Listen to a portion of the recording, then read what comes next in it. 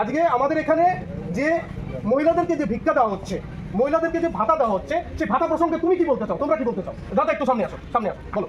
যেখানে মহিলাদের কোনো রকম সম্মান নেই বা এদিকে কোনো রকম সুরক্ষা নেই, সেখানে ভাতা দিয়ে কি হবে?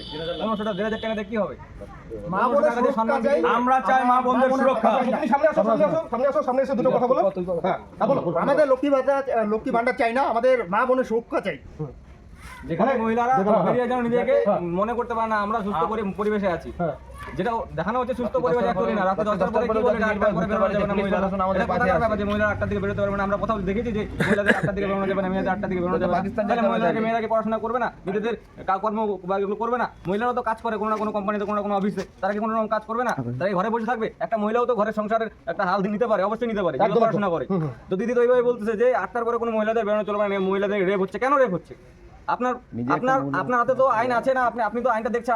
আপনার রাজ্যে কেন এরকম হচ্ছে? মহিলাদের উপর নির্যাতন কেন হচ্ছে?